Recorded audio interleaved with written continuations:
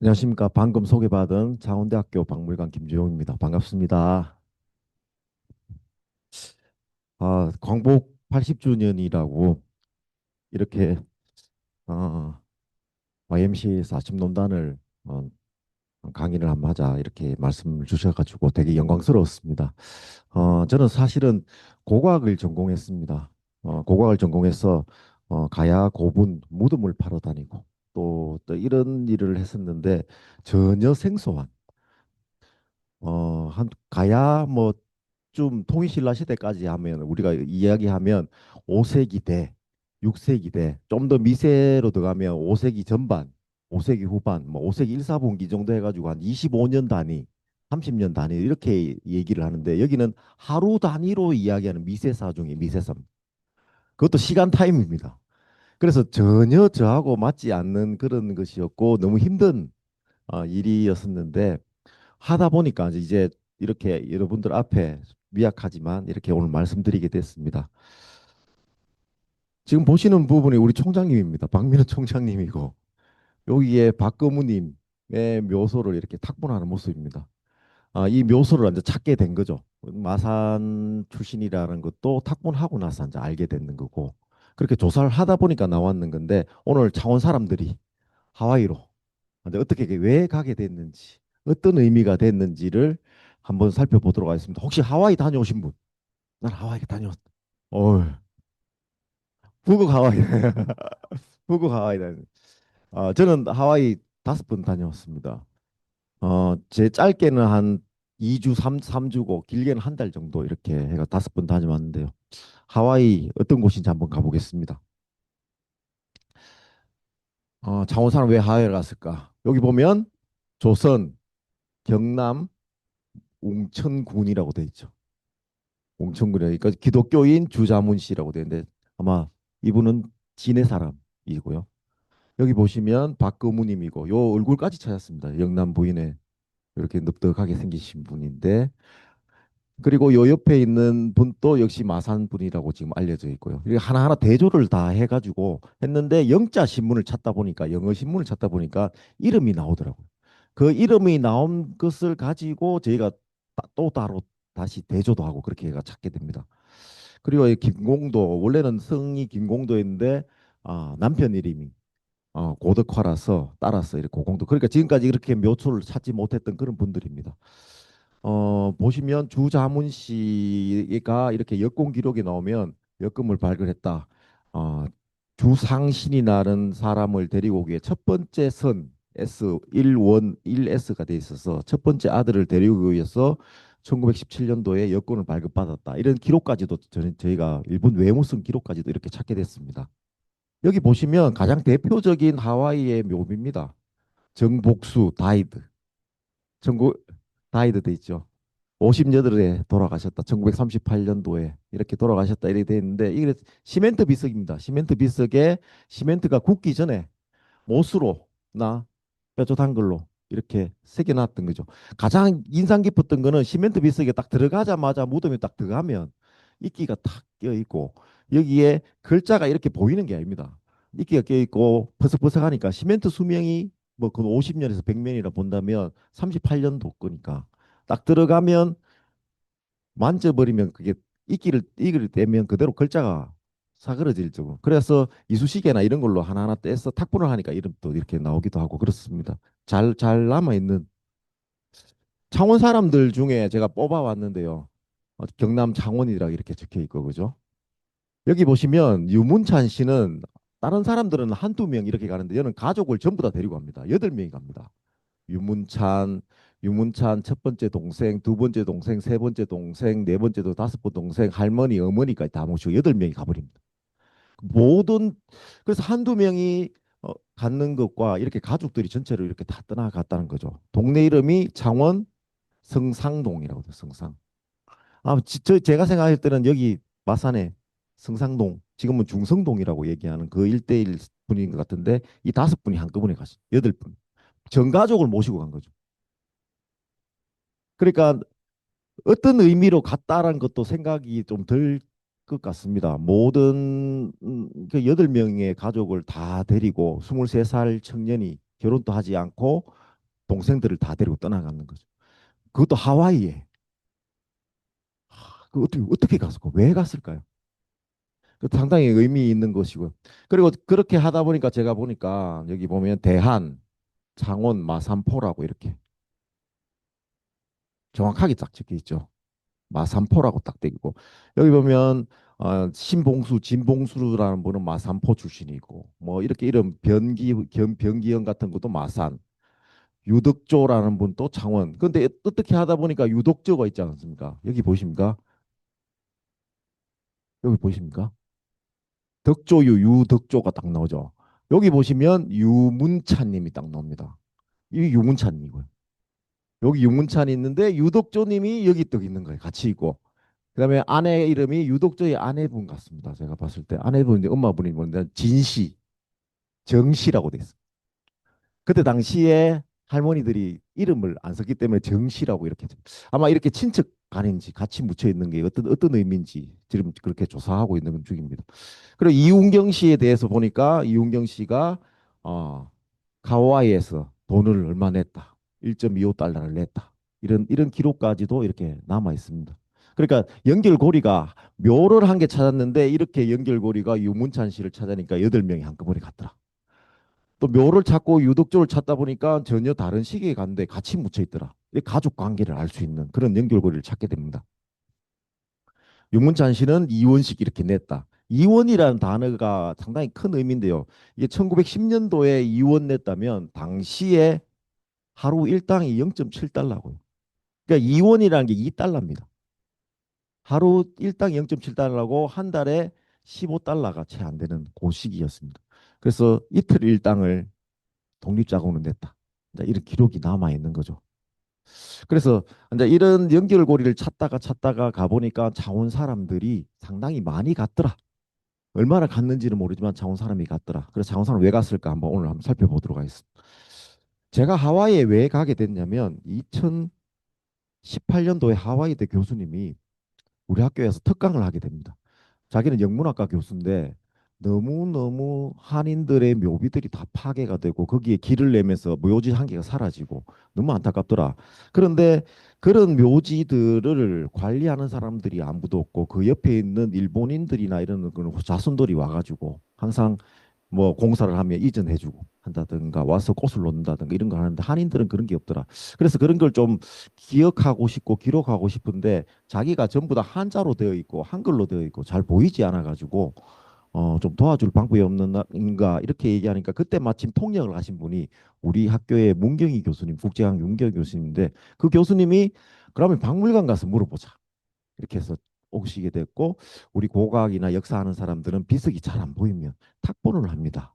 라고 말씀을 드렸더니 이분이 하와이를 건너서 초청장이 오게 됐고 그래서 제가 이제 하와이를 건너가게 됐습니다.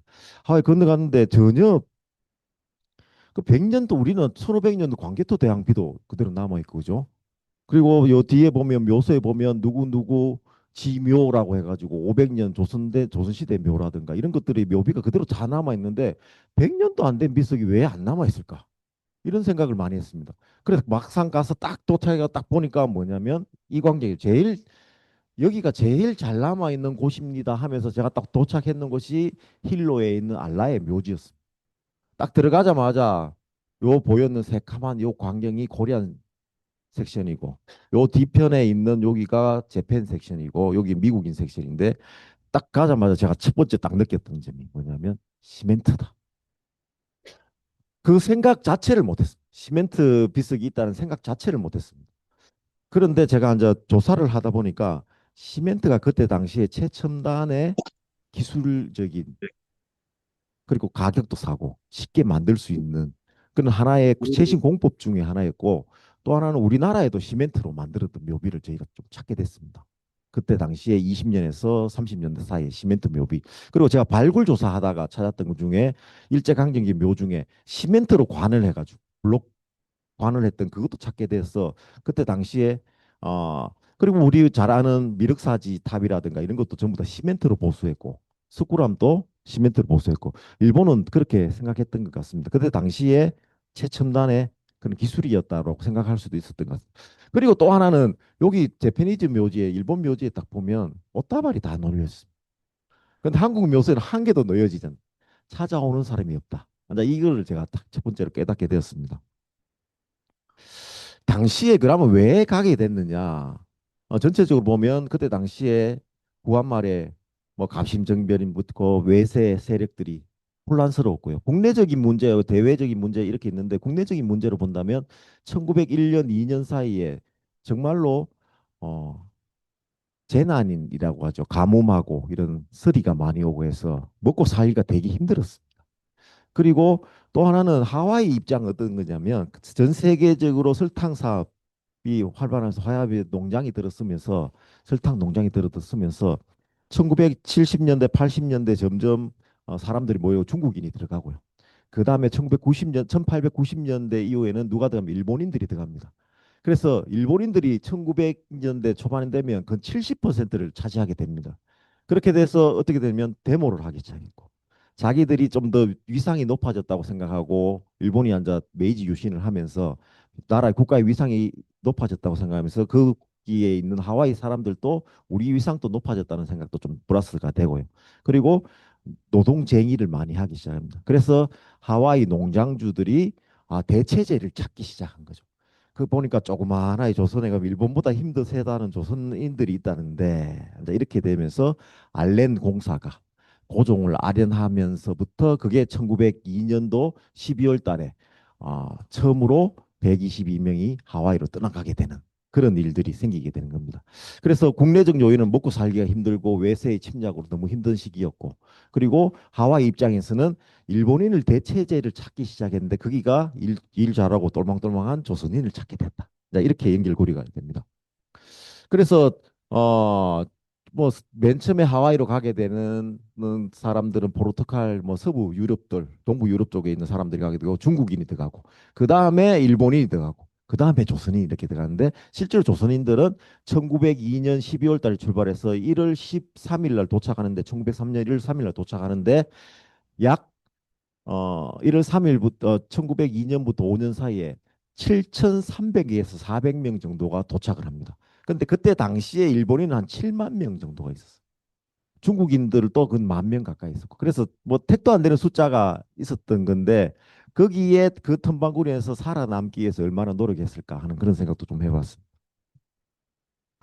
그래서 시작되는 게 1902년도에 출발됐습니다. 우리나라 최초의 공식 이민이고 그전에는 뭡니까? 연해주로 가고 이런 것들은 여권 발급이 안 되고 여권 발급해가 제대로 된 공식 이민이 하와이 이민이었다. 그래서 행사를 하면 뭐 2022년도 12월 달에 행사는 한국에서 합니다. 이민 최초 뭐 이렇게 해가지고 그랬는데 하와이에서는 1월 달에 2023년도에 그 100주년, 120주년 일을 할 때 1년 뒤에 하는 그런 진풍경이 벌어지기도 합니다. 그때 당시에 갑자기 가라고 하니까 잘 안 갔겠죠. 그래서 최초로 가셨던 분들은 모집이 잘한데 가셨던 분은 인천 내리교회에 있는 교인들이 많이 가고요. 그리고 나서 좀 점점 자꾸 안 되니까 광고를 합니다. 하와이에 이주를 원하는 자는 편리한 주선을 공급해 주겠다. 기후가 온난해서 극심한 추위도 없고 배불리 먹을 수 있다. 이런 과장 광고에서 와가지고 가게 됩니다. 갑시다 해가지고 하와이를 가게 됩니다. 제가 하와이로 이게 탁 가다 보니까 지금까지 제가 하와이가 한 여섯 일곱 개 섬이 되죠. 이렇게 하와이 제도고 제일 큰 섬이 빅 아일랜드라고 얘기하고 하와이 섬이라고 얘기합니다. 우리가 잘 알고 있는 제일 잘한 와이키키 해변이 있는 여기는 오하우 섬입니다. 여기가 마우이 섬이고. 그래서 제가 이제 하와이를 갔다 와서 제일 느꼈던 점이 여기가 오하우 섬입니다. 기존까지는 커피 농장이 있고 바다가 있고 휴양이 있고 그랬었고 비키니가 있고 뭐 와이키키 해변이 있고 신혼여행이 있었고 그런 거 있는데 제가 갔었던 이런 빅 아일랜드 가장 큰 섬이고 한인들이 제일 많이 갔던 그런 빅 아일랜드는 독립운동이 있었고 안중근이 있었고 그래서 또 다른 시선으로 하와이를 보게 되는 그런 일이었습니다. 한번 읽어볼까요? 박춘하 씨죠. 그죠? 춘하박. 박춘하 씨고 1880년생인데 1956년까지 살았습니다. 오래 사셨죠? 76살까지 사셨죠. 그 당시에 진짜 오래 사신 거죠. 근데 아버지라고 적힌 이게 아버지 비석으로 상당히 유명합니다. 하와이 아까 알라의 묘지 딱 가면 거기 비석에 아버지가 딱 적혀 있습니다. 제가 처음 딱 가서 아까 그 광경보다 바닥에 딱 묻혀 있는 와비로 딱 적혀 있는 바닥에 묻혀 있는 이게 아부지라고 적혀 있는데 박춘하 씨는 1904년도에 하와이로 가게 됩니다. 인천 영종도 출신입니다. 물론 독립자금도 내고 막 그랬는데 지금까지 왜 이렇게 방치가 됐냐면 똑같습니다. 이런 섬에 여기 살면서 우리가 이런 농장으로 일하지만 우리 딸들은 니는 여기 있으면 안 된다 해서 공부를 시킵니다. 어디로 보냈냐면 오하우주로 보냅니다. 서울로 보냅니다. 이 제주도 같은 곳입니다. 여기서 내리면 1시간 비행기 타고 여기 옵니다. 지금까지의 하와이에 대한 독립운동이고 모든 연구고 독립유공자로 추수된 분은 전부 오하우 출신들밖에 없습니다. 여기 서울이기 때문에. 여기 제일 많이 가고 제일 많이 갔던 저기 빅아일랜드라든가 카우아이라든가 마우이에 대한 연구는 한 개도 없습니다. 거의 대부분 연구가 없고. 그래서 저희가 갔던 곳은 이렇게 이 빅아일랜드를 조사하게 됐는데 여기에 왜 그럼 무덤이 방치됐느냐 보니까 역시 내는 이래 살아도 너는 그래 살지 마라. 그래서 어디로 보내냐면 오하우로 보내고 오하우로 또 아닌 사람들은 어디로 보내냐면 샌프란시스코 미국 본토로 보냅니다.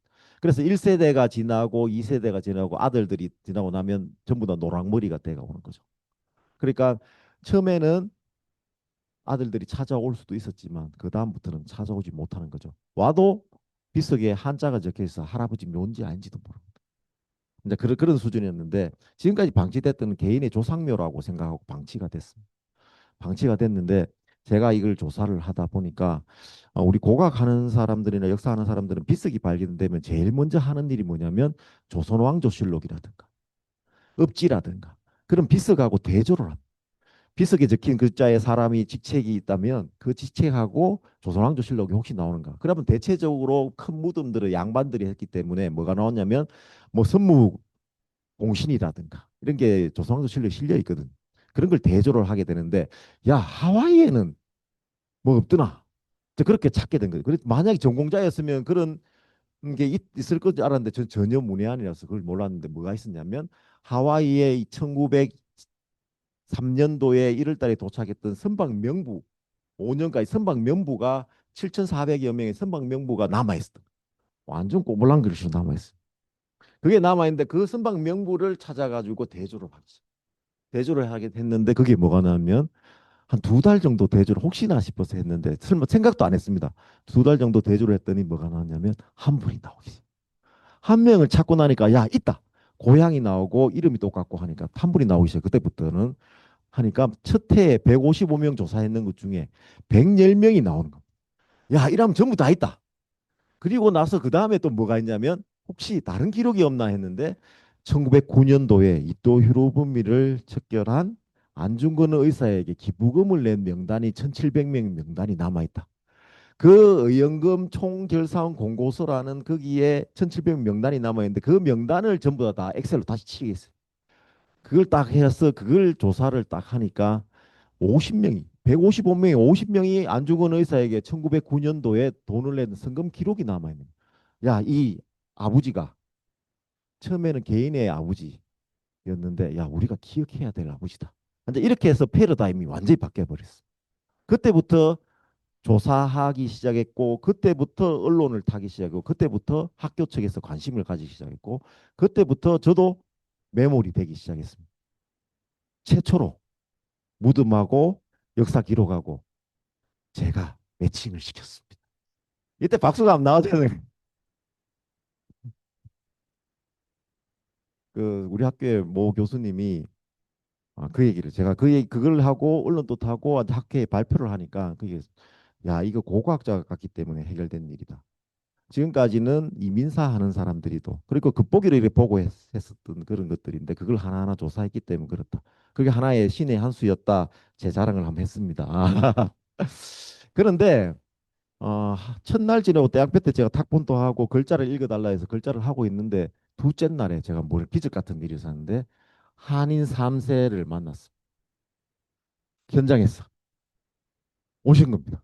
남편분이고 이게 리알입니다. 누가 보더라도 60대 할머니라고 하면 이상하고 중년의 여성이 노랑머리에 백인 여성이 오셨는데 자기가 리알이라고 하는.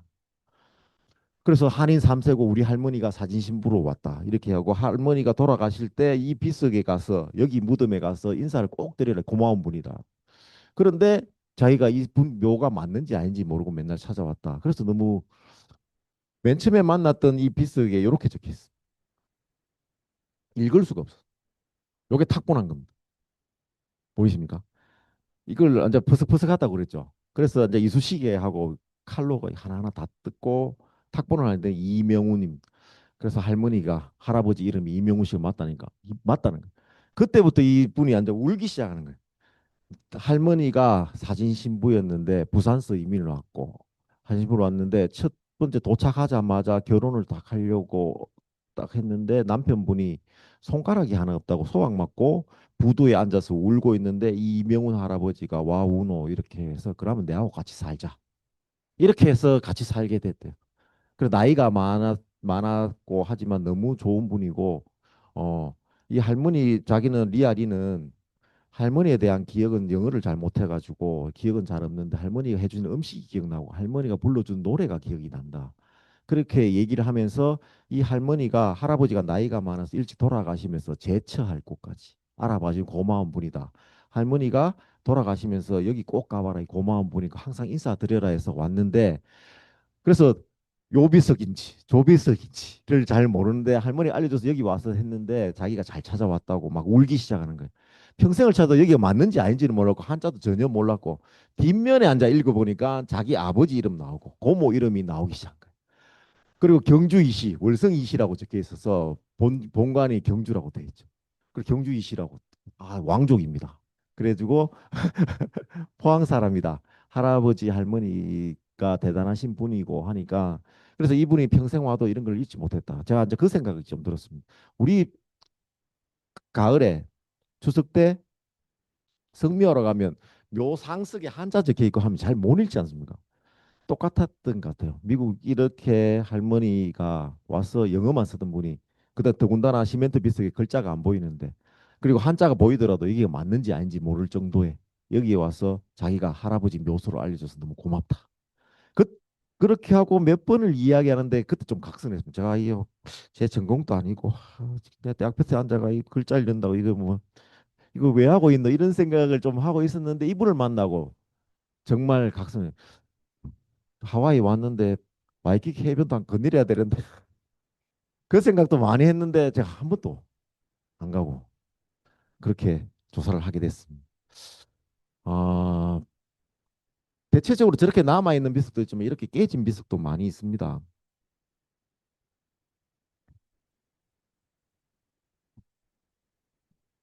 잘 보입니까? 와이키키 해변입니다.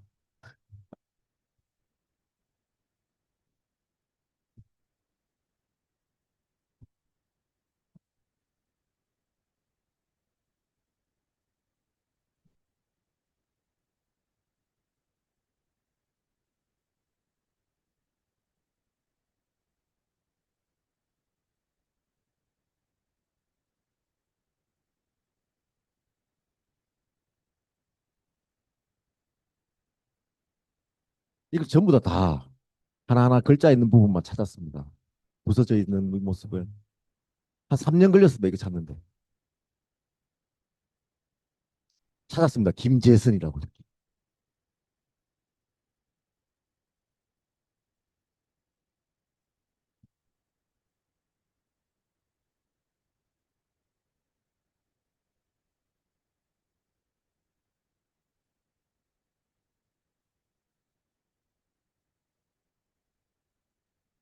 그래도 이렇게만 나온 게 아니고 뭐 얼마 냈다 얼마 냈다 소대장이 있고요.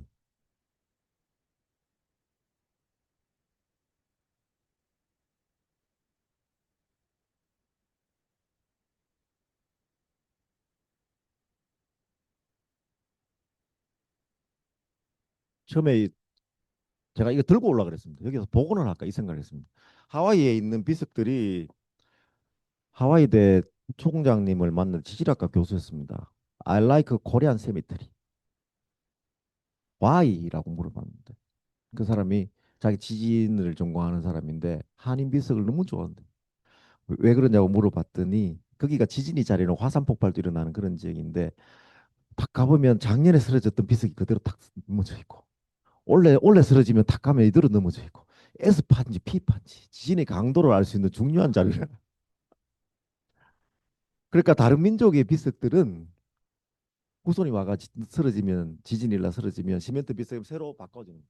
시멘트를 부서지면 뭘로 봐 대리석이나 이런 걸로 새로운 비석을 바꿔주는 거죠. 그런데 I like Korean cemetery. 그 이유를 듣고 상당히 놀랐는데 이렇게 됩니다. 그래서 이 조각들을 전부 다 찾아 떨어져 있는 거를 전부 다 주었는데 김해 확실히 보이지 않습니까? 그다음에 김 이게 강인지 착할 선인지 민지 뭐 이렇게 보여 그죠? 여기가 공이 있죠 공이 있고 이게 우자인지 제자인지 그묘 이걸 앉아 가지고 여기 있는 거를 탁본을 해가 와서 하나하나 붙여 보니까 김재선 이렇게 나오게 됐습니다. 근데 이 사람을 찾아보니까 조각을 모았는데 김재선이었다. 보면 김해 사람이라 출발했다는 연도까지 나오고요. 동명이인을 다 걸러냈습니다.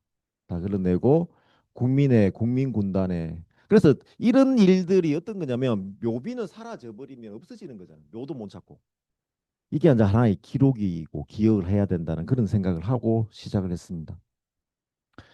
그렇게 또 남아 있다 하더라도 시멘트 비석이니까 잘 남아 있지가 않는 거죠. 희미하게 탁본을 해도 안 보입니다.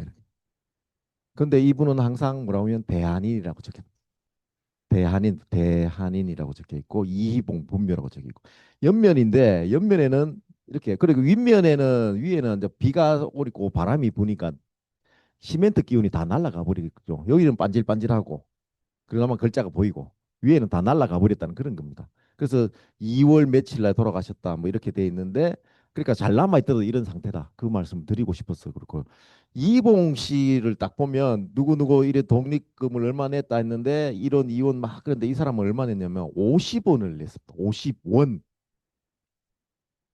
50달러를 낸 거죠. 당시 기준으로 보면 1930년대는 한 20달러가 25달러 월급이 한 20달러 정도 되는 그런 수준인데 이때 50달러를 내버린 거죠.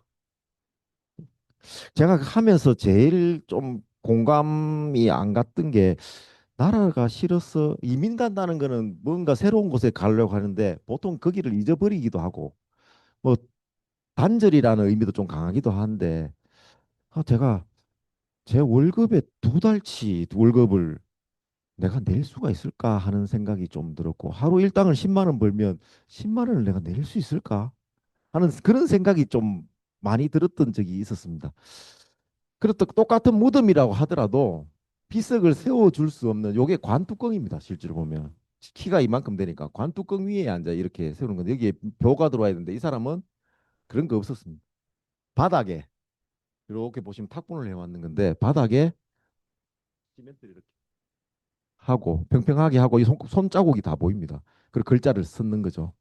이 글자를 써갔던 그런 묘도 있습니다. 보시면 경성 애옥에 지금도 경성 애옥에 여기 있습니다. 서울 보이십니까? 아현동입니다. 네, 이런 분들도 계시다. 최근에 이렇게 언론이 나가다 보니까 우리 할아버지 찾아주세요가 상당히 많습니다. 그중에 대표적인 분이 이만정이라는 이런 분인데 이만정 우리 할아버지 이만정입니다라고 이렇게 했는데 이만정이 뭐 동명이인도 있을 수 있고 제가 기억을 못 하는데 어디서 많이 듣던 이름이다 이랬는데 이분이 1950년대 돌아가시고 나서 그 동료들이 편지를 보내가 이분한테 편지를 보내준 편지에 이게 비석이 이렇게 나온 겁니다. 이 비석을 보자마자 제가 딱 보자마자 19년도에 우리 조사했던 데인데 해가지고 찾아버렸습니다. 요 비석이 있어. 이렇게 됐는데 경상도 성주 그때 당시에 50년도는 이렇게 새카맣게 글자를 칠했습니다. 근데 성주분이라고 돼 있어서 이분하고 매칭이 되느냐라고 했는데 성주분 맞느냐라고 찾았는데 여기 보시면 사치동이라고 고향이 사치동이라고 되어 있습니다. 사치동이 되어 있는데 이게 무슨 기록이 어떻게 되어 있냐면 선박부를 보면 뭐가 차이 나면 1902년부터 1904년도 초반까지를 보면 전반기까지는 마산부, 창원, 서울, 경성이라고 적혀 있고요. 1904년 후반에서 1905년 사이에는 뭐라고 적혀 있냐면 사치동, 디골, 앙골, 앵지박골 이런 걸 적혀 있는 거예요. 동네를 찾을 수가 없어요. 그래서 묘비를 찾고 성주라는 걸 찾고 난 다음부터 이 기록하고 연결을 시키니까 사치동을 지명에 딱 성주의 사치동을 딱 쓰니까 사치마을이 딱 보여. 사출이라고 부르는. 그러니까 이걸 연결고리를 찾게 돼서 어느 동네의 사람이다 해가지고 이걸 찾게 된 겁니다. 그래서 한 개의 그런 기록이 사치동이라는 이 사람을 해서 기록을 찾지 못했습니다. 우리 사치동 아무리 쳐도 나오지 않는. 그랬는데 나중에 묘비를 찾고 나서 성주 사람의 사치동이다. 그래서 성주 지역의 사치라는 지명을 전부 다 뒤지기 시작. 그걸 찾다 보니까 성주의 사치동이 지명이 나오게 되고 이 사람하고 이 사람은 같은 인물이다. 이렇게 돼서 기록을 찾게 되는 거죠. 그래서 이 이만정이라는 분이 보냈던 사진이 1950년대 초반의 사진이고요. 최근에 같은 데서 찍은 사진입니다. 요 모습, 요 모습이죠. 요 사진이 있고. 그래서 지금 딱 보면 저는 진짜 되게 좋았던 게 처음에는 이렇게 똑같이 이렇게 묻었구나. 글자를 까맣게 표시했구나 했는데 여기 보시면 여기에 있는 비석이 여기는 없는데 여기 이렇게 새로 세워져. 재건립 비석이 있구나. 네, 이런 것도 확인하게 된 겁니다. 이 이만정 씨가 정말 대단하신 분인데 하와이 파우리에 있는 이만정 씨는 70여 원을 기부하면서 70여 원, 70여 원을 기부하면서 내가 70에 남은 희망이라고는 조선 독립밖에 없어. 이때 박수 한번 드리세요. 저는 이런 단어들이 정말 그리고 만약에 우리가 할 수 있을까 하는 그런 것도 많았고 정말 대단하다. 미안한 생각도 들었고 고맙다는 생각도 좀 들었고 하다 보니까 이제 여기 빠져들게 됐습니다. 너무 감성적으로 변한 게 아닌가 막 이런 생각이 들 정도로. 그런데 전체적으로 보면 뭐 학술적으로 잠깐 얘기되면 코리안 섹션이 보이죠. 요 묘하고 일본에 있는 묘석하고 같더라. 그래서 한인들이 전부 다 무덤의 모양이 일본인 묘에 같더라. 그래서 알고 봤더니 일본인들이 많기 때문에 장례업을 일본인들이 전부 다 하고 있었고요. 한인 묘소들하고 남아 있는 게 거의 없습니다. 한인 묘소가 남아 있는 게 거의 없고 일본인 묘소 한 켠에 있다든가 중국인 묘소는 거의 발견되지 않는 중국인 묘소 한두 개 이렇게 있고 그리고 아니면 공동묘지 있다든가 뭐 이렇게 돼 있는데 이런 형태를 가지고 있습니다. 여기는 좀 더 참혹합니다. 여기는 더 참혹한데 농장묘지라고 하는 건데 이 안에 들어가니까 대나무 밭에 있고 돌을 쌓아서 만든 무덤들이 있고 이렇게 비석들이 남아 있었습니다. 그런데 저희가 조사하면서 찾았던 것들 중에 이 묘가 농장묘는 1917년도에 코나 지역의 한인들이 모여가 코리안 어소시에이션을 만들어 가지고 회비를 걷어 가지고 이 400평의 땅을 샀다. 그래 한인들이 돈을 모아 땅을 샀다. 정말 반가운 일이었고 한인들만 여기 묻혀 있습니다. 아마 이름 없는 분들은 아마 이렇게 적성묘로 남겨져 있었던 것 같습니다. 그런 한인묘를 또 한 개 찾게 됐는데 영한회라는 묘지인데 구입했던 정서가 남아 있고 현재도 여기에 묘지를 하고 있습니다. 묘지를 하고 있는데 묘지를 관리하면서 이 사람들이 회비를 냈고 여기가 분망산이다. 우리가 여기 꼭대기에 올라가서 회의를 항상 하자. 그래서 한 달에 한 번씩 회의를 했다는 회의록이 남겨져 있습니다. 바다가 보이는 이곳에서 저 땅을 바라보면서 여기서 회의를 하니 묻혀 있는 사람도 너무 기분이 좋구나. 밥을 먹고 헤어졌다. 이런 기록이 다 남아 있는. 그래서 YMCA 모임에 회의록이 남기듯이 똑같이 회의록을 남겼던 공식적인 기관에 그랬는데 그 중에 좀 주목했던 게 심상열이라는 분인데요. 심상열이라는 분인데 이분이 정말 군인이었고 막 그런데 이 사람이 생전에 모아둔 자기 재산은 1150달러를 나는 정말 이 영안의 매장지를 보면서 너무 힘들었던 게 영안의 매장 길을 한 개 내자. 이 산골에 길도 없는 곳에 우리 무덤을 사가지고 길을 한 개 내자. 우리가 이제 나이가 다 들어서 죽어가는데 그래서 젊은이들이 들고 필리핀인들이 관을 들고 올라다 미끄러져 관을 떨어뜨릴 뻔하고 우리들이 늙어가지고 올라가지도 못한데 제발 국가길에서 국도에서 올라가는 길을 한 개 냅시다. 그래서 이 사람이 돌아가시면서 기부금을 1150달러를 기부를 하면서 이걸 이렇게 길을 낸다고 하니까 전국에 있는 하와이에 있는 한국 교민들이 돈을 모아가 만들어서 길을 뚫었습니다. 근데 길을 뚫어서 이 길을 심상열 길이라고 명명하고 이 일화를 추구했 심상 명명하고 비석을 세웠다. 이 길이 이렇게 남아 있어서 이걸 심상열 길 제정으로 이 길을 만들기 시작되었고 이전에 없던 길을 전부 심상열 덕택으로 이 길을 내게 되었으므로 마우이에 사시는 여러분들 사후에나 당사자나 호상원 여러분이나 이 길을 오실 때는 내왕이 편리하시고 이렇게 해가지고 심상열 길을 만들었다는 표지석을 세웠답니다. 그래서 그 길을 찾아서 갔는데 지금 완전히 산길로 이 포크레인을 팠던 불도사를 200달러를 주고 불러와서 불도사를 3일 동안 썼다. 뭐 이런 길도 있는데 불도사가 뭔지도 몰랐는데 불도자. 그게 불도사라고 적혀 있어요. 그래서 그게 오려면 몇 달이 걸려야 되고 지금 다른 일을 하기 때문에 안 돼서 하는 그런 기록이 전부 다 남아 있습니다. 그래서 저는 이제 이게 의미가 있다고 생각해서 여기는 사탕수수가 전부 이 작업을 며칠간을 했었는데 요걸 마우스로 요걸 여기를 한번 눌러주시겠어요? 마우스 때문에. 제가 그걸 한번 눌러주세요. 사탕수수를 했는데요. 3m가 넘습니다. 완전히 옥수수가 굵은 거죠. 옥수수 굵은 건데 이게 막막합니다.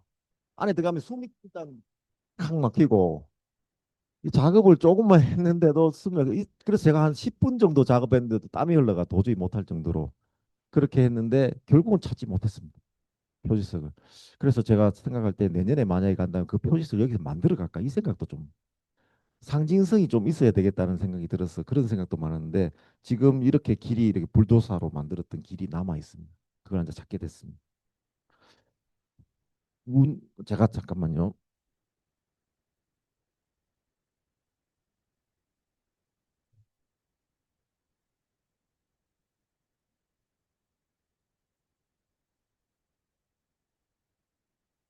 커피 농장 안에 있기 때문입니다. 그래서 여기가 이제 한인 무덤으로 들어가는 그런 길목입니다. 이런 쭉 들어가요. 아실 것 그쪽으로서. 같았어. 네. 고개를 좀 숙이고 간단하게 옆으로 좀 들어가면 됩니다. 여기 들어가시면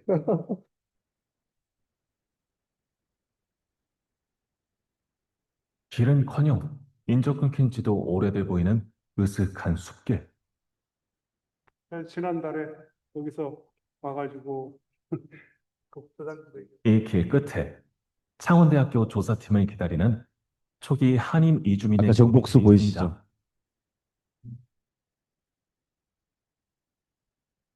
조승훈. 네, 있다는 것 자체가 그냥 아주 얼떨떨한 것 같아요. 조성훈. 아, 여기 계시네.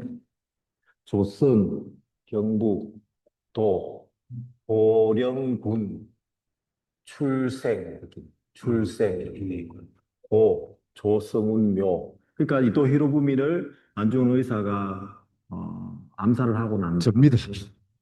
블라디보스톡에서 재판받는 과정에 이제 재판 비용을 여기 사화에서 모았습니다. 그 모았던 기록이 납부된 기록이 발견이 되어서 그 목록에 이 조승훈이라는 분이 계셨던 거죠. 그분이 1달러를 기부했다. 그렇게 정확하게 또 적혀 있었습니다. 그리고 새롭게 발견한 바닥에 있던 그런 시멘트를 해놓고 완전히 손가락 딱 들어가네 이렇게. 육자도 이 엄지손가락으로 찔르는 거지. 이렇게 훅 찔르고 이렇게 쓰고 이렇게. 그냥 비석 세울 형편이 안 되는 거. 그냥 급하게 돌아가셨는지. 이것도 묘 그게 비석인 것 같아요. 이거는 지난번에 저는 못 봤었는데 범상치 않은 비석의 크기와 투박한 비문의 글씨. 묘비의 주인이 궁금한데요. 그래서 이 지문 찾으면 지문도 나오겠는데. 효영 씨와 찬영 씨도 일손을 도와보는데 복병이 있었네요. 말하는데 입에 목이 들어가 진짜. 근데 정말로 잊혀진 분들이구나 하는 생각이 듭니다. 기, 옥, 경성, 개. 이번에 새로 발견되어서 이번에 입국이라든가 여권 발급 기록이라든가 안중근 기록 이런 걸 또 맞춰서 한번 기록을 살펴볼 예정입니다. 괜찮겠어요? 1세대 하와이 이주 한인의 저 또 다른 복원하기도 세대의 힘듭니다. 궤적을 이거. 엿볼 수 있는 자료가 되길 바라봅니다. 걔도 복원이 해야죠. 무조건. 창원대학 저희 어머니 저 방송을 보시던 나서 저 하와이에 출장 간다고 해서 아이고 우리 아들 하와이도 가나 이래 얘기하시는데 저- 저지랄 하려고 갔다 왔나? 온 동네 사람들 다 보고 다 그래 했는데 생각지도 못했던 거죠. 거기 가서 저렇게 할 줄은 잘 저런 거 할 줄은 모르셨던 것 같아. 지금은 좀 괜찮아지는데 처음엔 충격받았어요. 되게 충격받았어. 하와이 간다니까 아이고 우리 아들이 이제 좀 하와이도 가고 좋구나 이랬는데 그래서 제가 이제 고고학적으로 말씀드리면 어떤 거냐면 이 원수형의 또 둥근 모양의 원수형 미석이 거의 대부분 다 차지하는데 시기별로 이렇게 서양화들이 이렇게 변화가더라. 왜냐하면 연도가 찍혀 있으니까 형식 변화 양상이 그대로 나타나게 되는 그 연도마다 요렇게 위에 이렇게 있는 비석은 판석에 이렇게 물결무늬 이렇게 있는 비석들은 1940년대 나타나고 그리고 이렇게 평평한 아버지 비석 같은 거 있지 않습니까? 그 바닥에 묻는 것은 1950년부터 나타나는구나. 이제 이런 게 이제 하나의 고고학적 방법이거든요. 이제 이걸 조사하게 됐습니다.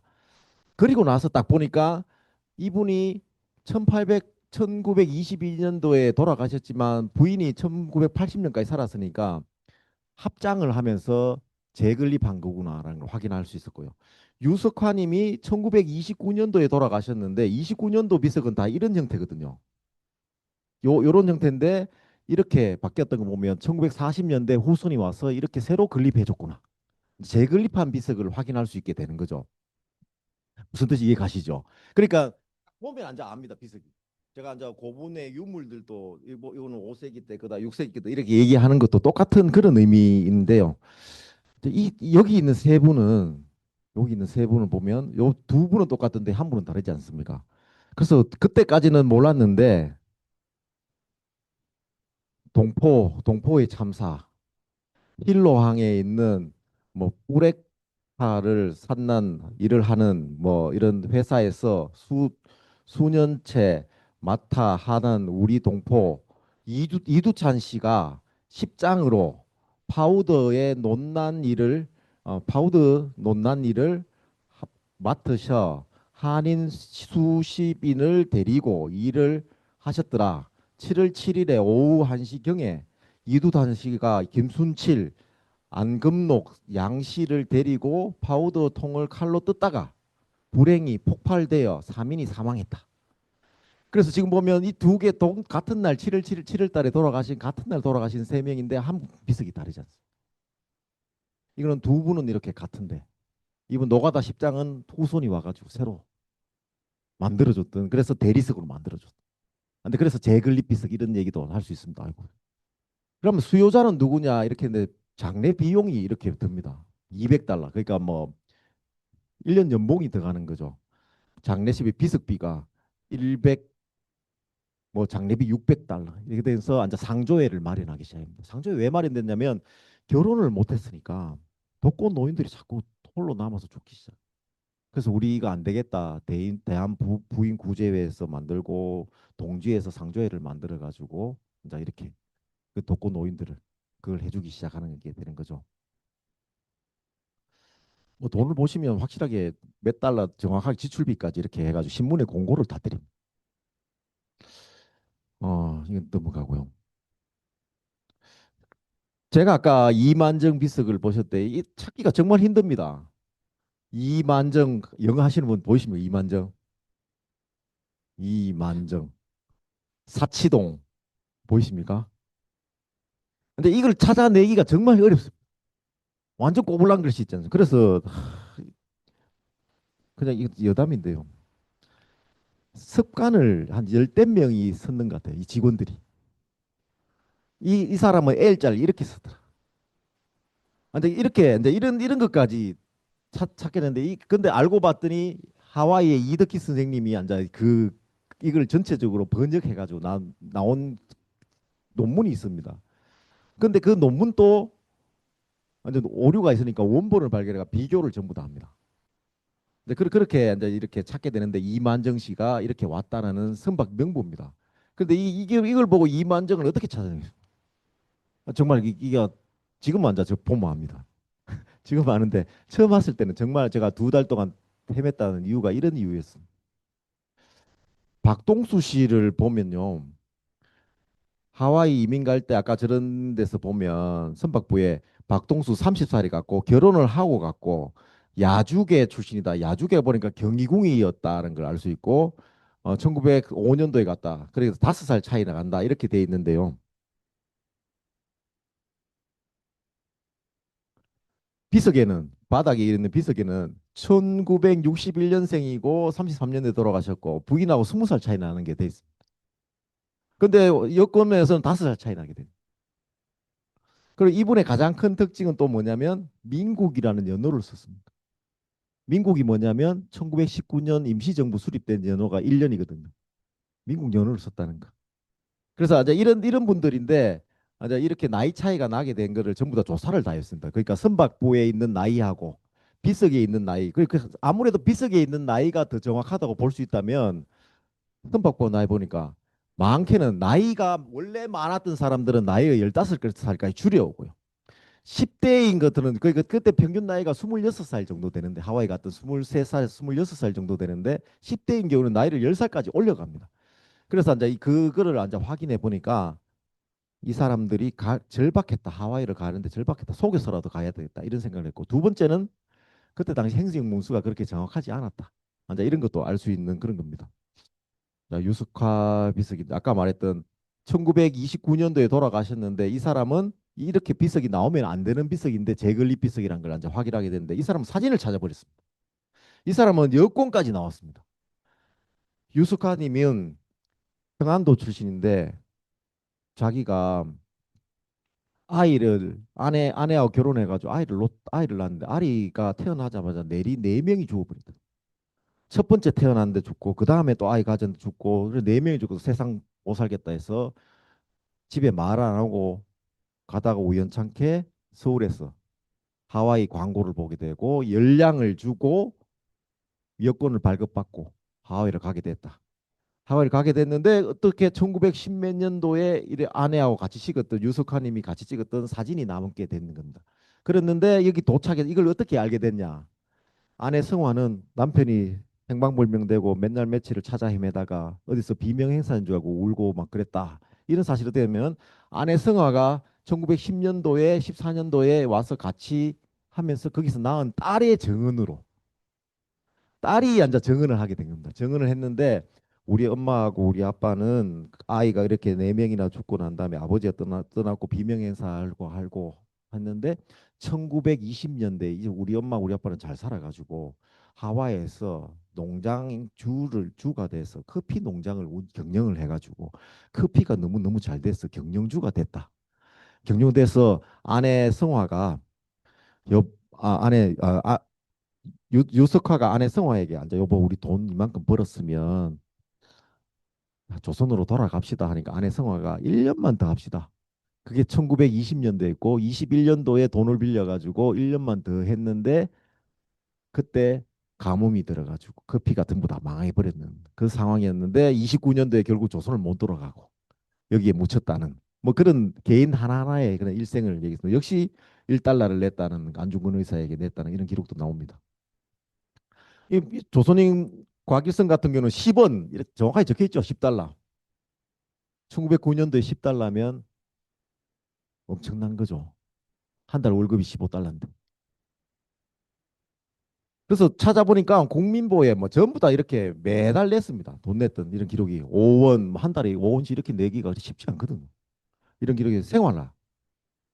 국민보에 이렇게 정확하게 다 나오고 있고 얼마 냈다 이런 기록들이 전부 다 남아 있습니다. 그래서 독립금 납부의 일상화 저는 좀 강제성도 있었지 않았을까 하는 생각이 들 정도였습니다. 안 내면 한인 생활 자체를 못했지 않았을까 하는 싶을 정도로 전부 다 내. 이영구 씨 같은 경우는 좀 신금 올리는데 동지회 사람이었는데요. 이 사람이 너무 미세스 정이 병문안을 갔는데 이영구 씨가 다 돌아가셨다 돼가지고 병문안을 갔는데 이 사람이 너무 기억이 남아서 신문에 남긴다 이렇게 됐는데 미세스 정 이영구도 한족의 피를 가진 우리의 만세 자유 독립을 찾으려고 우리 청년 용사들은 꽃 같은 생명을 이사에 악정고투하고 있는데 고국에서 독립금 한 푼을 못 내고 있는 후일 주거 지하에 간들 우리 애국 열사들의 충원을 벤날 수 없고 죽더라도 눈을 감지 못했겠다 하면서 또 이번에 있는데 누군가 와서 이 과자 사드세요 몇 달러 주는 30달러를 여기에 냈다. 이게 너무 감동스러워 기록에 남긴다. 이런 게 나면 저는 이런 사람들의 마음이 일반적인 마음이었지 않았을까 그런 생각도 좀 해봤습니다. 나는 무뚝뚝한 우리 할아버지 아버지가 싫었다. 후손을 만났는데 후손들이 들려던 얘기인데 뭐 다른 민족들의 아버지 할아버지는 너무너무 진짜 친절한데 우리 경상도 사람들하고 조선 사람들 무뚝뚝 영어도 안 되고 소통도 안 되고 어디가 자꾸 돈을 내더래. 아빠 배고파요 하는데 자꾸 때는 물어보면 뭐라 하고 가르쳐주지도 않고 일본 수사 들키면 안 된다고 했어. 그래서 나중에 저희가 알려드렸더니 아버지 할아버지 너무 자랑스럽다. 이번에 하와이 가서 얘기를 들었는데 할머니에 대한 기억이 할머니 할아버지에 대한 기억이 뭐냐면 부부싸움 하는 것밖에 없대요. 어릴 때 부부싸움을 너무 심하게 했대.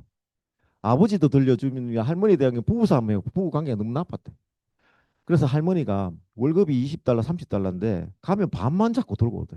그래서 남편이 노름하는 줄 알았대. 노름하는 줄 알고 해가 내 싸움하고 했는데 가가지고 노고다 농장에 가서 어머니가 가서 돈 좀 내한테 주라. 다른 사람 월급이 그 정도인데 우리는 와 이렇게 월급이 작게도 내한테 저러 노름하는 줄 알고 막 그래가 맨날 싸웠대. 그거 모르시고 할머니 그것도 모르시고 돌아가시고 난 다음에 저희가 이번에 이분에 대해서 자료 조사를 해가지고 들고 갔는데요. 다른 사람은 A4 용지 해가 찾으면 조사를 찾으면 A4 용지 한 장 이 사람 석장놈 강석천 씨라는 분인데 석장놈 고맙다 했습니다. 제가 가서 정말 대단하신 분이라고. 그런 얘기를 처음 들었거든. 할머니, 할아버지 얘기 들으면 할아버지 노름꾼이라고 소문나 있었다고. 그런데 알고 봤더니 월급을.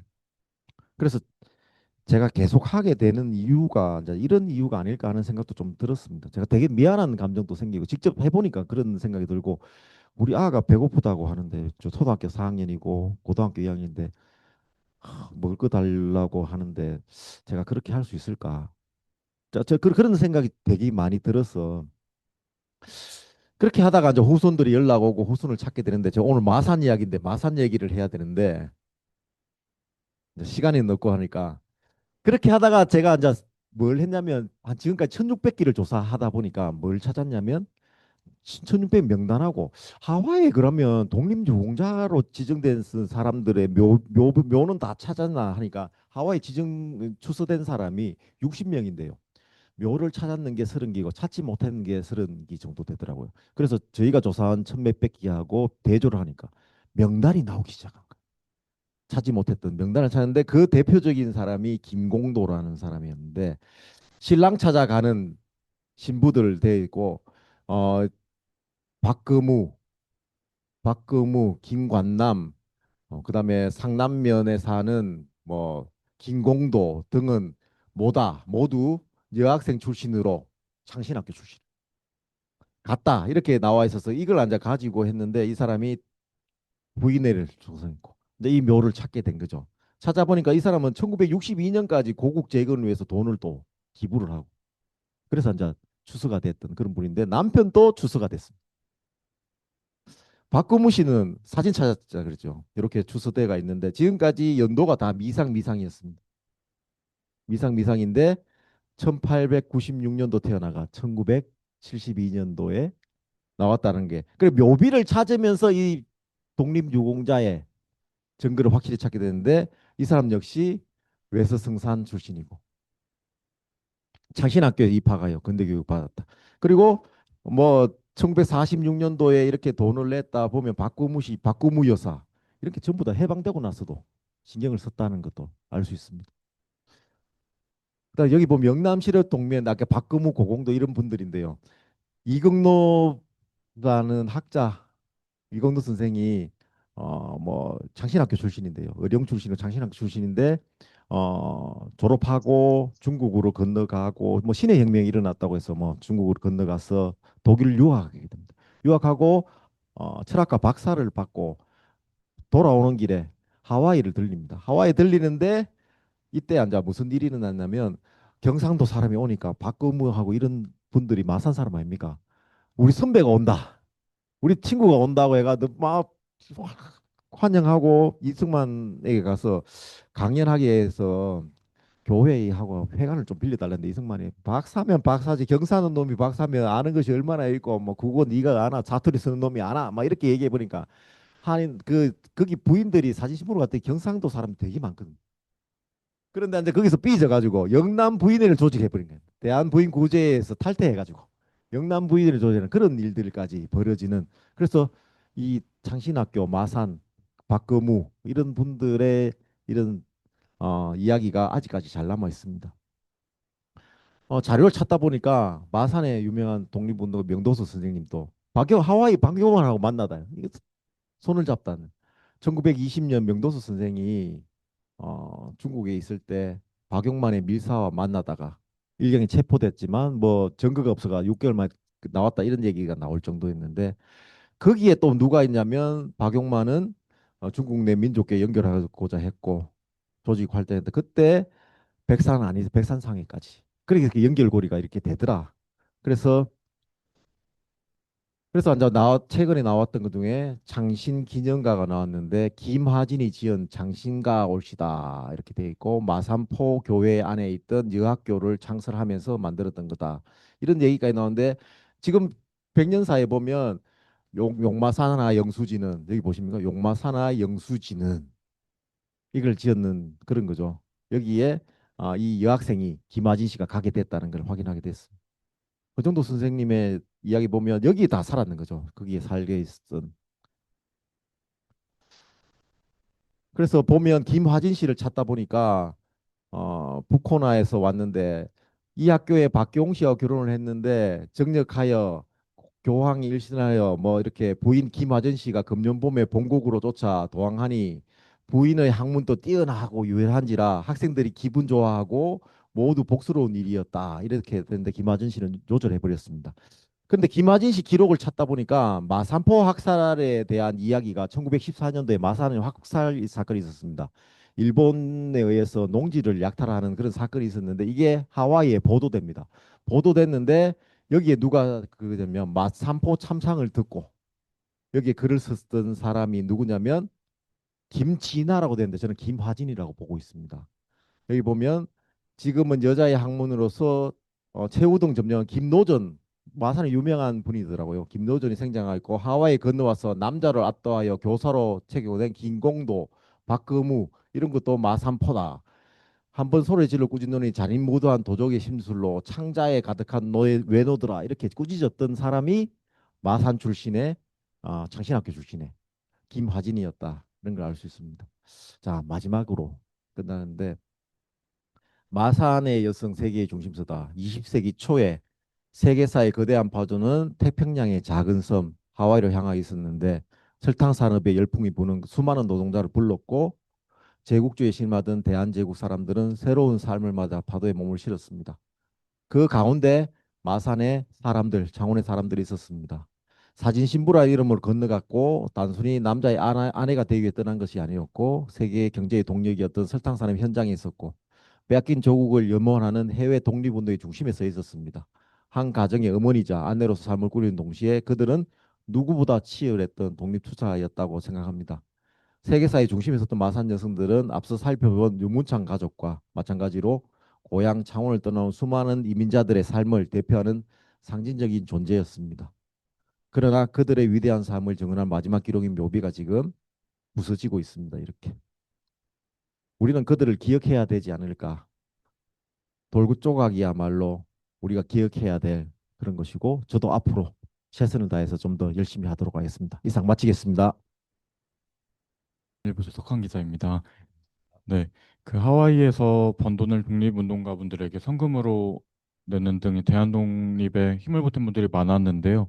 실장님께서 그 하와이 현지에서 확인한 창원 지역 이민자는 몇 명이시고 또 그중에서 독립에 힘을 보탠 분들은 몇 명으로 확인하셨는지 궁금합니다. 그리고 올해 광복 80년을 맞았는데 그 하와이 현지 연구를 통해서 오늘날 독립이 더 남다르게 또 느껴지실 것 같습니다. 그 오늘날의 독립에 좀 의미 부여를 한다고 하면은 또 어떤 말씀 주실 수 있을지도 듣고 싶습니다. 제가 부끄러운 얘기인데요. 창원 사람 많다, 마산 사람 많다, 이 강의를 준비하면서 찾아봤습니다. 사실은 그 제가 1600기 한 번 가면 한 4, 500기 정도를 조사해서 옵니다. 그거를 정리하는데 급급해가 있었는데 이 강의를 준비하면서 창원 사람들이 몇 명일까 했는데 사실은 솔직하게 잘 모릅니다. 지금 여기에 나와 있는 10여 명도 있고 그런데 매일 신보를 제가 다 뒤져봤는데요. 사진 신부로 갔던 마산 처녀들이 부산항으로 갔다. 뭐 이런 기사들이 전부 다 있고 제발 가지 말아라. 뭐 이런 것도 다 나와 있고 어떻게 아녀자들이 사진 한 장 들고 하회를 가느냐. 뭐 이런 기사도 남아 있는 거 봤을 때 앞으로 좀 더 공부를 해서 창원 사람 몇 명인지 한번 좀 더 살펴보도록 하겠습니다. 제가 묘비를 분석했을 때 제일 많았던 사람 아까 그 선박 명부에 나와 있던 사람들이 분석했던 연구 결과에 의하면 경성 경기도가 제일 많고요. 그다음에 평안도 쪽이 많고요. 그다음에 경상도가 많습니다. 그래서 사진 신부는요. 경상도가 거의 압도적으로 한 7, 80%가 제일 많고요. 80% 정도, 70% 정도가 사진 신부로 가셨던 분은 경상도 지역이고 그중에서도 경상남도가 상당히 많습니다. 그래서 제가 도지사님께 이 하와이가 경상남도 일이 되도록 만들어도 되겠다 하는 그런 것을 건의를 드릴까 이런 말 하면 안 되는데 이런 말 이런 경상도 남도 사람들이 하와이를 주름 잡았다. 그 중심에 마산 여성들이 있었다. 장신학교 출신들이 있었다. 이렇게 말해도 될 정도로 여성 운동의 중심에 섰던 사람은 마산 출신. 박근무, 김공도 이런 분들 그건 확실하게 제가 말씀드릴 수 있을 것 같습니다. 그리고 이경로가 왔을 때도 이승만에게 부탁을 해가지고 이렇게 하고 탈퇴를 하고 영남 부위회를 조직하고 그리고 해방 이후에 이런 것도 와서 물자를 공급하고 돈을 기부하고 하는 것들을 봤을 때도 거기에 박근무라는 마산 출신의 회장님이 계셨고요. 그래서 그것은 자신 있게 말씀드릴 수 있고 이, 아마도 창신학교와 관련 있는 어 최근에 살펴본 자료면 창신학교에 남녀 공학 때 그때 총 28명이 입학을 하게 되고 그게 문제가 많아가지고 13년도에 의신학교가 설립되면서 그분들이 이렇게 가게 됐다. 남녀 공학이 분리됐다고 확인되는 부분인데요. 아마 그 중에 상당수가 마산 장신학교 출신들이 상당수가 하와이로 건너갔던 것 같습니다. 아마 신교육을 받았고요. 또 하나는 호주 선교사의 영향이었고 대체적으로 진주 쪽이라든지 이쪽이 전부 다 선교사의 영향, 통영 쪽에 있는 사진 신부들이 가게 됐던 이유가 선교사의 영향이었고 또 하나는 하와이에 7,400명 갔던 분들이 있지 않습니까? 가서 본토로 가신 분이 미국 본토로 가신 분이 이제 계약 기간이 2년에 3년 기간이 끝나고 난 다음에 미국 본토로 가신 분 한 2,000명에서 2,000명 정도 되고요. 계약 끝나고 내가 힘들어서 못 하겠다고 하세요. 그래서 돌아오신 분이 한 1,000명에서 2,000명 정도 됩니다. 그분들이 1910년에서 20년 사이에 사진 신부를 소개하는 거강꾼들이 돼가지고 활약을 했다. 이제 그렇게 이야기가 되는. 그래서 80주년 광복을 맞아서 어, 정말 까다롭게 되어 있습니다. 추서하는 일이 당연히 까다로울 수밖에 없는 거고요. 까다로워야 되는데 무슨 일이 일어났냐면 하와이에서 일했던 사람들이 무슨 회장, 대한민국민에 일했던 사람들을 추서를 올리면 국내에 기록하고 연관이 돼요. 제가 올렸던데 아까 뭐 윤계상이나 이런 분들을 올렸는데 무슨 문제가 생기냐면 사망 신고를 합니다. 사망 신고를 냅니다. 하와이로 가셨으니까 사망 신고 연락이 안 돼서 사망 신고하는 경우도 있고요. 근데 이승만하고 사진 찍었다고 잘 있나 하고 돈을 보내고 편지 보냈는데 그게 일본 수사에게 발각이 됩니다. 발각이 되면 이만정 씨 후손 같은 경우는 아버지가 그러니까 자기 아들이 끌려가 가지고 맞았어 죽고 그리고 그 손자는 어떻게 되냐면 16살 나이에 강제징용을 갑니다. 그렇게 돌아왔는데 다리 한 짝이 뭐 없어져 버렸고 뭐 그렇게 되는 경우가 많았고요. 어제 제가 부산에 사시는 한 87살인데 우리 고모가 하와이로 사진 신부로 갔는데 박금운지 누군지 모르고 분명히 박씨고 금자가 들어가는 분인데 하와이로 가셨다. 내가 교방동 83번지에 살았고 무슨 초등학교 나왔고 마산에 중학교 나와서 뭐 갔다 이런 얘기 하시면서 내가 우리 고모를 한번 찾고 싶어서 몇 번 수소문을 했었는데 우리 아버지가 고모 때문에 하와이에 그거 있다고 해서 붙잡혀 가가지고 벤치로 손을 해가지고 평생 동안 손을 이렇게 다니셨다고. 그래서 사망 신고를 내니까 공식 자료에는 일본 일제시대 때 호적을 초본하고 주민등록 초본이랑 호적을 이렇게 보훈처에 제출합니다. 그러면 이 사람의 박근무가 유명한 사람이었다, 이만정이 유명한 사람이었다가 중요한 게 아니고 이 후손하고 이 사람이 연결되느냐 안 되느냐가 중요하게 있더라고요. 그런 부분에서 좀 뭐 하나가 됐으면 좋지 않을까, 좀 그러니까 포지티브로 좀 갔으면 좋겠다라는 생각이 들어요. 그래서 공식 기록이 우선이라 그랬어. 족보 이런 것도 이제 두 번째고 막 그런데 하와이에 살아 있었다는 증거를 만들기 위해서 그게 되게 힘들었고요. 그다음에 이명을 씁니다. 가명을 쓰고 했어. 그래서 하와이 60명밖에 그렇게 못 됐던 이유가 엄청난 그 저는 하와이에 있는 사람들 전부 다가 저는 독립운동 했다고 해도 괜찮을 정도로. 그래서 후손하고 관련성을 많이 찾더라고요. 그래서 지정될 확률이 추서될 확률이 상당히 낮더라. 그래서 좀 포지티브로 좀 바꿨으면 좋겠다. 조금이라도 기록이 있으면 그 완전 후손들이 거의 다 돌아가셨기 때문에 뭐 돈이 많이 들고 하는 게 아니기 때문에 좀 그렇게 했으면 좋겠다 이런 생각을 좀 많이 했습니다. 제가 하와이 하니까 80주년에 거대한 그런 얘기는 말씀 못 드리고 독립유공자 최소한 그 마지막 기록만 남아 있는 그분들에 대해서는 조금 더 긍정적으로 좀 해줬으면 좋겠다 하는 생각을 좀 했습니다. 그 자식들이 배고프다 하는데 그 돈을 떼가지고 자꾸 독립자금을 내신 분들에게 너무 각박한 거 아닌가 하는 생각이 들 정도로 그런 제 개인적인 생각입니다.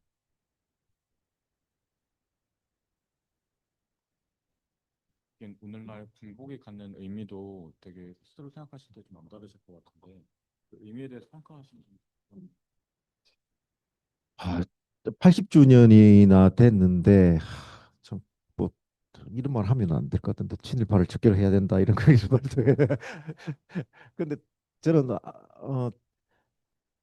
그냥 그 좀 보존하자는 말씀은 못 드리라도 조사를 해서 실태 파악도 좀 하고 아직 우리 아직 먹고 살게 됐으니까 쿠바에도 있고요, 멕시코도 있고요, 미국 본토에도 있고 하는 그런 잊혀졌던 분들이 많이 있는데 이분들의 마지막 삶의 기록이었던 묘비가 지금 훼손되고 있고 전혀 들어가지 못하는 공간이 있으니까 그래서 저는 보존하다 이런 말보다 좀 기억하고 기록해서 기억을 좀 해줬으면 좋겠다. 완전 이 정도까지는 80주년이 되고 살만한 경제 대국이고 이제 그 정도는 해야 되지 않을까 이 정도로 한번 말씀드리고 싶습니다.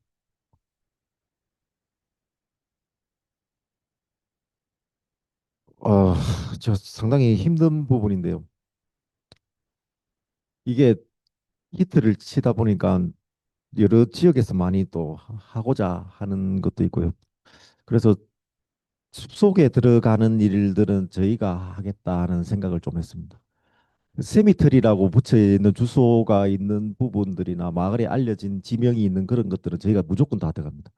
오하우주 같은 경우는 정말 공립묘지, 그러니까 우리 흔히 아는 잘 남아 있는 그런 곳들은 그거는 이제 뭐 다른 분들이 조사하고 저는 섬으로 이렇게 조사했는데 하루 종일 풀 베고 했는데 가니까 전부 일본인 묘소밖에 없고요. 그리고 한 개가 탁 나왔을 때 진짜 한 1700기, 2000기 이렇게 되는 그런 묘지에 조선인 비석을 찾기 위해서 뛰어다닙니다. 이렇게 뛰어다니면서 한 기가 탁 나오는 그런, 그래서 술을 한 잔 따라 드리고 왔었는데요.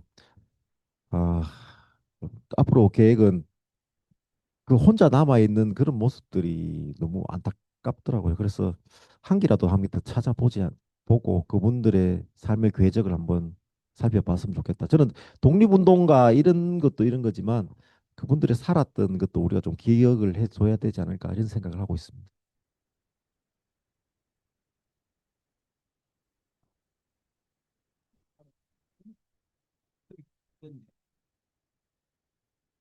그 처음에는 하와이 간다면 사람들이 전부 다 뭐 그런 시골이 없습니다. 저도 시골 출신인데 그런 그런 시골이 없습니다. 전기는 들어오는데요. 가로등이 없습니다. 그렇죠. 뭐 거기에 띄엄띄엄 살고 있고요. 전화가 안 터집니다. 길도 우리는 이제 길이 잘 돼 있잖아요. 이렇게 이게 꼴대기가 되는 미국이라고 다 미국이 아닙니다. 그 좀 다르더라고요. 그리고 깜깜합니다. 또 하나는 우리 여기 앵지박골에 지표조사, 문화지조사 이렇게 오면 유적이 있는가 확인하러 오면 밭에 이렇게 철조망이 쳐져 있으면 건너가서 아 몰랐습니다 이렇게 하면 되는데 거기는 총을 쏴버리거든. 그러니까 개인 부지 자체를 들어가지 못하는 거예요. 그러니까 제일 안타까웠던 점은 저기가 조선인 농장이 있었던 그러니까 묘지가 있는다고 하는데 들어가지 못하는 거죠. 그걸 허가 받는 게 되게 힘들고 아까 모기 많고 하는 그 바닥이 있던 거기도 일본인 소유가 돼 있습니다. 그래서 일본인한테 가서 이제 뭐 미국인한테 가서 농자주한테 부탁을 해가지고 겨우겨우 들어가는 그런 상황이 되는 거죠. 그래서 그게 되게 안타깝면 바로 앞에 딱 있는데 개가 막 뛰어나오고 그랬더가지고 그런 게 되게 안타까웠습니다. 정말. 또 하나는 어 그걸 겨우겨우 한인회하고 연결이 돼가지고 들어갔었는데요. 농장 안으로 가는데 한 15분 정도 차를 타고 들어갈 정도로 완전 지평선이 보일 정도 농장이 큰 농장이었는데 거기에 위성 사진만 딱 보고 이게 세미터리 같다. 이렇게 묘소 같다. 이렇게 들어갔는데 한인 묘가 7개가 있는 거예요. 그게 전부 다 제페니즈 세미터리인데 일본인 묘인데 한인들 묘만 남아 있는 거예요. 그 농장 안으로 들어가려면 정말 차 타고 들어가야 되는데 어떤 의미냐면 일본인들 후손 있는 사람들은 전부 다 이장해가지고 다른 데 다 가져갔는데 한인들만 그 남아 있는 거예요. 그게 또 되게 안타까웠어. 그래서 거기에 뭐가 있었냐면 사진 신부의 한복 입은 내땐 얼굴이 탁 찍혀 있는데 그 사진이 참 기억에 남았어.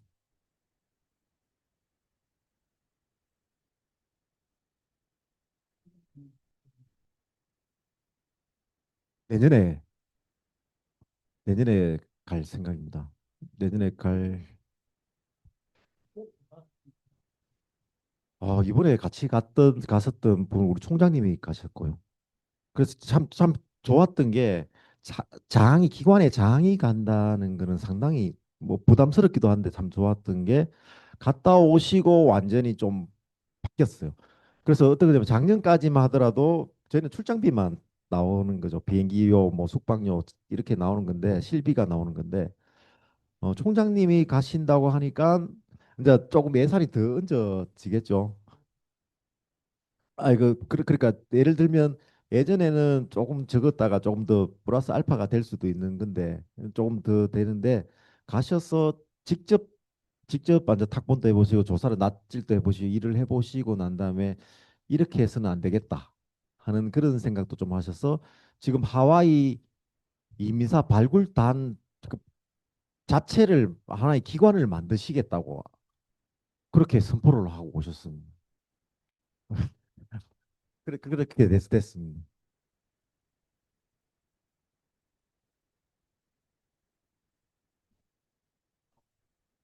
이게 창원대 차원이 아니고 국가보훈처나 이런 국가 단위에서 뭐 움직여야 될 그런 것도 구상을 해볼 수 있을 것 같은데 이게 뭐 계속 장기간 짬짬이 뭐 이렇게 할 것이 아니라 뭐 예산을 많이 투입을 해서 일시에 뭐 대대적으로 이렇게 뭐 한번 하는 것도 필요할 것 같습니다.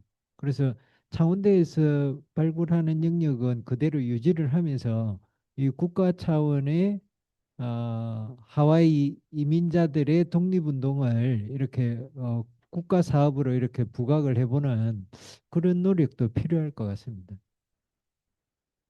막 그걸 바라시고 계신 것 같아요. 그러니까 발굴단 만들려고 그렇게 하시는 아마 지금 연결고리가 재외동포청하고도 연결이 좀 되고요. 독립기념관하고도 좀 지금 왔다 갔다 이야기가 좀 되고 있고요. 그렇게 하다 보니까 뭐 보훈처도 뭐 주소를 저희가 조사했는 사람들 중에 65명을 주소를 하게 됐는데 주소를 올리게 됐는데 근데 그건 이제 자기들이 결정하겠죠. 이제 자기들 조사해보고 했는데 근데 그런 것들을 봐서 보훈처하고 연결이 또 될 수도 있는 것이고 지금 좀 물밑 작업을 좀 하고 있는 단계고요. 저는 솔직하게 경상남도와 좀 할 수 있었으면 참 좋겠다라는 생각을 좀 해봤습니다. 왜냐하면 이게 이제 라이즈 사업이나 뭐 대학이 그죠? 라이즈 사업도 있고 막 그런 글로컬 사업 뭐 이렇게 되는 건데 전부 다 최첨단 뭐 공단 공대 중심의 그런 거인데 우리 총장님께서 이게 이거는 지역사회 독립운동가 이 김공도라든가 박근무 이런 것도 우리 있는 줄도 몰랐던 그런 분들이 추수가 됐더라도 몰랐던 분이고 실질적으로 본다면 우리가 생각하는 김명시 장군과 비견되는 분들인데 뭐 어느 정도 수준인지 제가 잘 모르겠지만 그런 분들에 대한 이야기가 우리가 잊혀져 있었고 그리고 또 합천에 계신 분, 밀양에 계신 분, 뭐 이렇게 전부 다 경남 지역의 사람들이 상당히 많이 갔었기 때문에 연결고리가 상당히 커질 것 같습니다. 그래서 아마 그런 예산으로도 가도 지금 공대 중심이나 최첨단 뭐 이런 쪽의 이야기만 전부 다 되고 있는데 인문사회 쪽에 이렇게 한다면 하와이 한인들이 갔었던 김치, 뭐 그런 식품영양학과나 생활사 이렇게 할 수도 있는 거고 그리고 당시에 한글이라든가 이런 걸 조사하면 어떻게 됩니까? 국문학과와 연결되는 것이고 당시에 이 상조의 회법이라든가 이민법이라든가 이렇게 하면 법학과도 연결되고 그러니까 붙이면 붙일수록 다 될 수 있는 그런 게 아니겠는가 하는 것도 해서 아마 총장님께서는 그렇게 학교 차원에서 이렇게도 좀 해보고 저렇게도 한번 해보자 이렇게 좀 생각하시는 것 같습니다. 저도 그렇게 동의를 하고 있고 하와이를 우리가 처음 우연찮게 시작했었는데 끝을 한번 보자. 그리고 이제 멕시코, 쿠바도 가자. 아마 평생 해야 될 것 같습니다.